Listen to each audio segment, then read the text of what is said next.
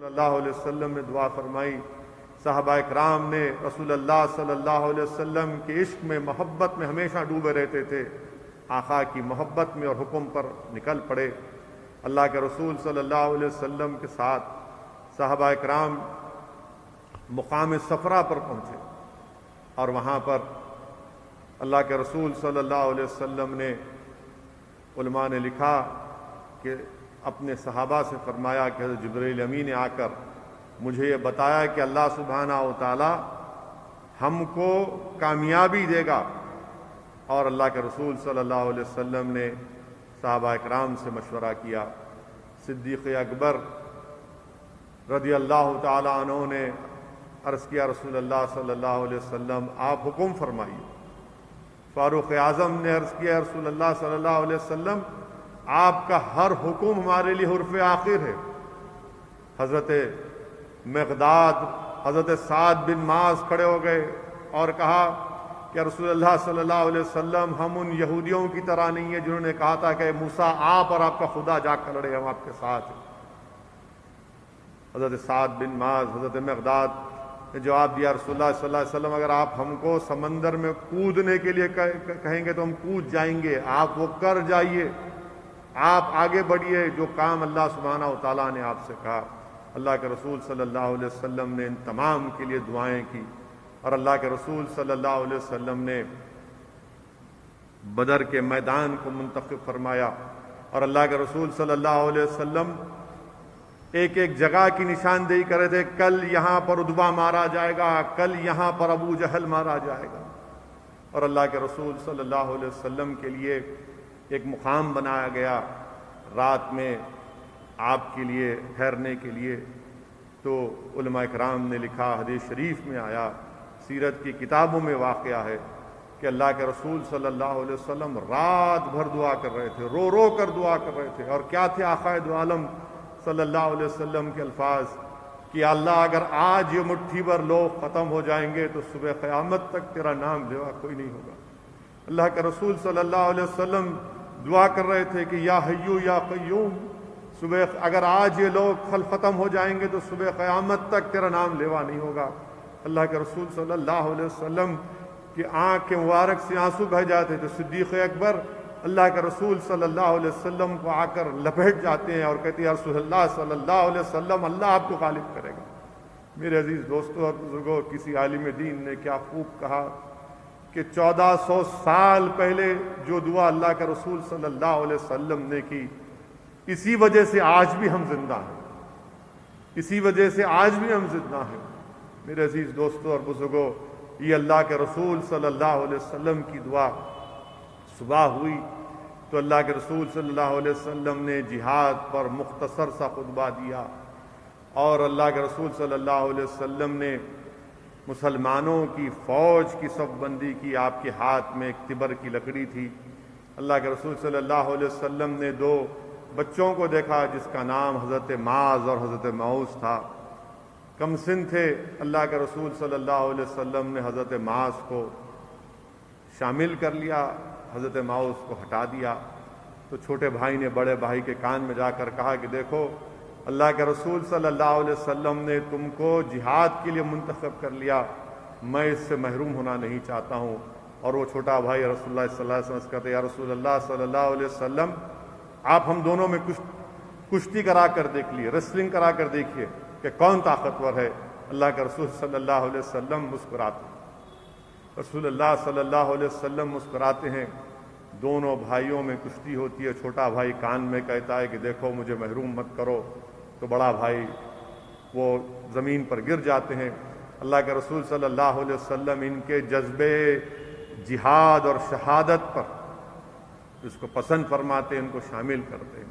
اور پھر جب مسلمانوں کی، صحابہ کرام کی صفوں کو صحیح کرتے ہیں دائیں اور بائیں، اللہ کے رسول صلی اللہ علیہ وسلم حضرت سواد انصاری ایک صحابی رسول ہیں، آپ کا پیٹ تھوڑا بڑا ہے تو رسول اللہ صلی اللہ علیہ وسلم ہلکی سی ان کے پیٹ پر ضرب مار کر کہتے ہیں کہ سواد سیدھے ہو جاؤ، اے سواد سیدھے ہو جاؤ۔ حضرت سواد عرض کرتے یا رسول اللہ صلی اللہ علیہ وسلم آپ نے مجھے خواہ مخواہ مارا، مجھے اس کا بدلہ دیجیے۔ میرے عزیز دوستوں اور بزرگوں، اللہ کے رسول صلی اللہ علیہ وسلم کہتے کہ آؤ سواد اپنا بدلہ لے لو. یعنی دنیا کی کوئی فوج میں کوئی کمانڈر ان چیف سے کوئی یہ نہیں کہہ سکتا مگر لاکھوں سلام اللہ کے رسول صلی اللہ علیہ وسلم پر آپ فرماتے ہیں کہ آج سواد اپنا بدلہ لے لے. حضرت سواد دوڑتے ہیں اللہ کے رسول صلی اللہ علیہ وسلم کے جسم مبارک کو بوسہ دیتے ہیں, لپیٹ لیتے ہیں. رحمۃ اللہ عالمین صلی اللہ علیہ وسلم ارشاد فرماتے کہ سواد کیا کر رہا ہے؟ وہ کہتی ہے رسول اللہ صلی اللہ علیہ وسلم زندگی کا آخری لمحہ ہے, موت میرے سامنے ہے, میں اپنے جسم کو آپ کے جسم سے مس کر رہا ہوں. میرے عزیز دوستوں اور بزرگوں, یہ عشق رسول صلی اللہ علیہ وسلم تھا. اور تاریخ یہ بتاتی ہے کہ مسلمانوں نے صرف 2 گھوڑے, 17 اونٹ, ایک روایت میں ہے کہ 70 اونٹ تھے, اور 8 تلواروں سے اسلام کی صفوں کو مضبوط کیا. 2 گھوڑے, 8 تلواریں, 17 یا 70 اونٹ, اور مشرکین مکہ کے پاس 200 گھوڑے. روز 10 اونٹ کاٹے جاتے تھے. اور جب مکے میں خبر پہنچی تو اس زمانے میں سگنل کے طور پر اگر کوئی ڈینجر یا کوئی سگنل کے طور پر جو کوئی میسیج قاصد لے کر جاتا وہ یہ کہتا, جب زمزم غفاری مکے کو پہنچ رہا تھا تو اس وقت علماء نے ایک واقعہ بھی لکھا کہ حضرت عاتقہ بن عبد المطلب جو رسول اللہ صلی اللہ علیہ وسلم کی پھوپھی ہیں, انہوں نے خواب میں دیکھا کہ اونٹ پر بیٹھ کر کچھ لوگ آ رہے ہیں اور پکار کر کہہ رہے ہیں کہ اے اہل قریش اجلت کرو, تمہاری موت کا وقت قریب آ رہا ہے. اور آپ نے یہ خواب حضرت عباس کو سنایا. حضرت عباس نے ابو جہل کو سنایا تو ابو جہل نے اپنی حسب عادت, اپنی تعصبیت اور اپنی گستاخی کا مظاہرہ کیا اور کہا کہ حضرت عباس سے کہا کہ اب محمد صلی اللہ علیہ وسلم نے تو اپنی نبوت کا اعلان کر دیا کہ آپ تمہاری عورتیں بھی اعلان کریں گی, اور اگر 3 دن کے اندر یہ نشانی پوری نہیں ہوئی تو ہم پورے بنی ہاشم کو جھوٹا کہوں گا نعوذ باللہ. تو تیسرے دن زمزم غفاری مکے کو پہنچتا ہے اور سگنل کے طور پر یعنی خطرہ آ رہا ہے بتانے کے طور پر کہتا ہے کہ میرے اونٹ کے کان اور ناک کٹے ہوئے ہیں. تو پورے مشرکین مکہ تیار ہو جاتے ہیں سوائے ابو لہب کے, سب تیار ہو جاتے ہیں کہ اب جا کر پورے ساز و سامان کے ساتھ, ایک طرف 313, دوسرے طرف 950,000 کا لشکر, پوری طاقت, پورے غرور, پورے تکبر کے ساتھ اپنے ساتھ ناچنے والے لڑکیوں کو باجا سب لے کر نکلتے ہیں. اور بدر کے میدان کو جب جاتے ہیں اس وقت تک ابو سفیان جو اس وقت تک اسلام نہیں قبول کیے تھے وہ مکے کو پہنچتے اور کہتے ہیں مت جاؤ مت جاؤ, مگر ابو جہل اور یہ تمام مشرکین کہتے ہیں کہ نہیں. اور تفسیر میں, قرآن کی تفسیر میں شاید پیر کرم شاہ زری رحمۃ اللہ علیہ نے اپنی تفسیر میں لکھا یا علماء نے لکھا کہ جب یہ مشرکین مکہ نکل رہے تھے بدر کی طرف تو کعبۃ اللہ کے پردے کو پکڑ کر اللہ سے دعا کرنی, یا اللہ جو حق پر ہے تو ان کو کامیاب کر دے. اللہ سبحانہ تعالیٰ سے دعا کرتے ہیں. خیر وہ نکلتے ہیں بدر کی طرف. اللہ کے رسول صلی اللہ علیہ وسلم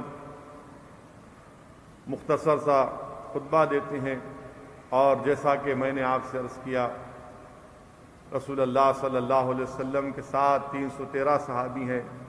پوری دنیا کو بتایا کہ حق اور باطل کی پہلی جنگ یہ ہے.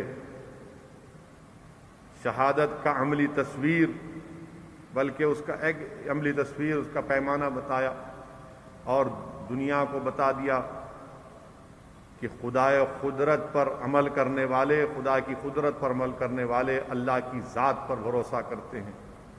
اور جنگ جب ہوئی اللہ کے رسول صلی اللہ علیہ وسلم, صحابہ اکرام, واقعات میں علماء اکرام نے لکھا کہ حضرت معاذ اور موز یہ 2 کمسن صحابی ابو جہل پر پہلے حملہ کرتے ہیں.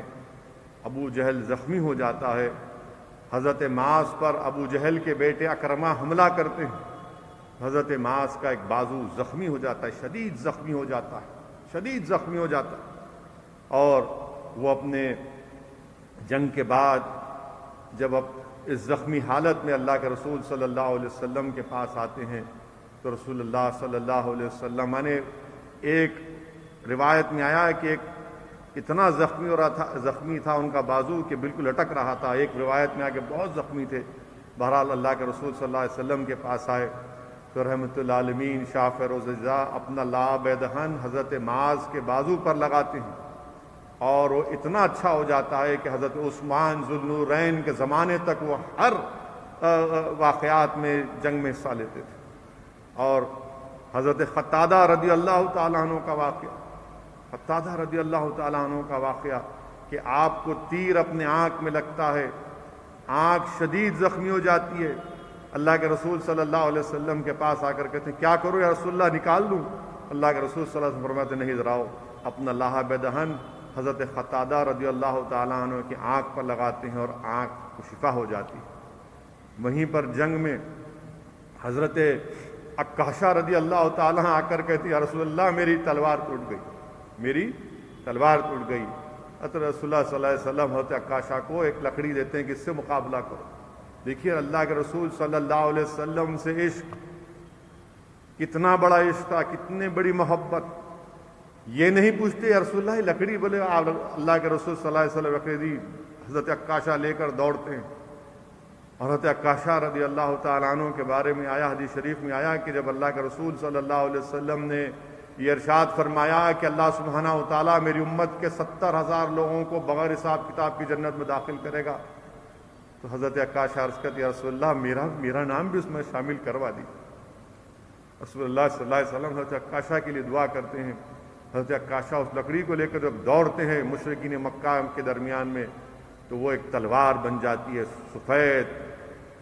سفید لوہے کی تلوار بن جاتی ہے. اور علماء کرام نے لکھا کہ آپ کی زندگی اور آپ کی موت تک آپ کے ساتھ حضرت عکاشہ کے ساتھ وہ تلوار تھی.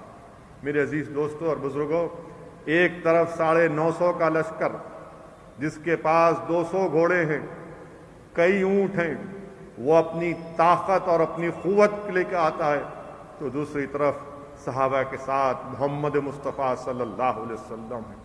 ایک طرف طاقت ہے, ایک طرف غرور ہے, ایک طرف تکبر ہے, تو دوسری طرف اللہ کے حبیب محمد مصطفیٰ صلی اللہ علیہ وسلم ہے. میرے عزیز دوستوں اور بزرگوں, قرآن کریم میں اللہ سبحانہ و تعالیٰ سورہ انفال کی آیت نمبر 44 میں علماء کرام نے تفسیر کی ہے کہ اللہ سبحانہ و تعالیٰ نے مدد کی مسلمانوں کی مشرکین مکہ کے خلاف. سورہ انفال کی آیت نمبر 44 میں مشرکین مکہ کو مسلمان کم دکھائی دے رہے تھے اور صحابہ اکرام کو مشرکین مکہ کم نظر آ رہے تھے. تو علماء اکرام نے لکھا کہ اس لیے کہ مسلمانوں کے دلوں میں مشرکین کا خوف پیدا نہ ہو, اور مشرکین کو مسلمان کم اس لیے نظر آ رہے تھے کہ وہ بغیر مقابلے کے نہ بھاگ جائیں, تاکہ ان کو کم دیکھ کر آ جائیں. اور پھر دوسری مدد کا اعلان سورہ آل عمران کی آیت نمبر 13 میں ہوا کہ اللہ سبحانہ و تعالیٰ نے مسلمانوں کے لشکر کو بہت زیادہ دکھایا مشرکین مکہ کو, تاکہ ان کے دل و دماغ میں خوف پیدا ہو جائے. پھر وہیں سورہ انفال کی آیت نمبر 9 میں اللہ سبحانہ و تعالیٰ نے فرشتوں کے ذریعے سے جنگ بدر میں مدد کی. پھر سورہ انفال کی آیت میں اللہ کے رسول صلی اللہ علیہ وسلم جب اپنے ہاتھ مبارک میں خاک کو اٹھا کر مشرکین مکہ کی طرف پھینکتے تھے, شاہت الوجوہ کہتے تھے, تو اللہ فرما رہا ہے کہ میرے حبیب ہاتھ تو تمہارا ہے مگر خاک ہم پھینک رہے تھے. میرے عزیز دوستوں اور بزرگوں, ایک اور مدد کا ذکر سورہ انفال کی آیت نمبر 17 میں, جس میں اللہ سبحانہ و تعالیٰ نے مسلمانوں کی مدد فرمائی کہ جس جگہ پر مسلمان جنگ میں تھے وہاں پر پانی نہیں تھا, اور پانی کا کنویں پر مشرکین مکہ اس جگہ پر قبضہ کر لیا تھا. ریتیلی جگہ تھی, پیر اگر رکھتے تو پیر اس ریت میں چلا جاتا, تو اللہ سبحانہ و تعالیٰ نے بارش کو نازل کیا، بارش کو نازل کیا کہ پیاسے تھے تو اللہ نے پانی پہنچا دیا، کنواں نہیں تھا تو اللہ نے بارش کو نازل کیا، اور وہ جگہ بارش کی وجہ سے تھوڑا مضبوط ہو گئی، اور مشرکین مکہ جس جگہ پر ٹھہرے تھے وہاں پر پورا دلدل اور کیچڑ بن گیا۔ ایک اور مدد کا ذکر قرآن کریم میں فرمایا، اللہ سبحانہ تعالیٰ نے جنگ سے پہلے رات میں صحابہ کرام کو نیند، آرام کی نیند دی تاکہ جب وہ اٹھے تو فریش اٹھے، اور پھر یہ مقابلہ ہوا۔ وہیں پر ہم یہ بھی دیکھتے ہیں کہ حضرت بلال رضی اللہ تعالیٰ عنہ کو، جس کو امیہ بن خلف، وہ شیطان جو حضرت بلال کو تکلیف دیتا تھا مکہ کی سرزمین پر، حضرت بلال اس کی طرف دوڑتے ہیں اور کہتے ہیں کہ آج تو نہیں بچ پائے گا۔ میرے عزیز دوستوں اور بزرگوں، جب ابو جہل کے ناپاک وجود کو اللہ کے رسول صلی اللہ علیہ وسلم کے قدموں میں لا کر ڈالا گیا تو اللہ کے رسول صلی اللہ علیہ وسلم نے ارشاد فرمایا کہ میری امت کا فرعون مارا گیا۔ میرے عزیز دوستوں اور بزرگوں، کیا پیغام ملتا ہے یوم الفرقان سے، جنگ بدر سے ہم تمام کو؟ ہم کو یہ پیغام ملتا ہے کہ طاقت اور قوت اپنی جگہ پر ہے، مگر یاد رکھو وہ قوم صرف طاقت اور قوت پر عروج حاصل نہیں کر سکتی، ہم کو خدا کی قدرت پر بھروسہ کرنا پڑے گا۔ ہم کو رسول اللہ صلی اللہ علیہ وسلم سے سچی اور پکی عشق کرنا پڑے گا۔ اور یہ بھی پیغام ہم کو ملتا ہے کہ جس طرح اللہ نے ملائکہ کو نازل کر کے ہماری مدد کی، تو اللہ کی رحمت آج بھی ہم کو مدد کرے گی۔ ہم کو ڈرنے اور گھبرانے کی ضرورت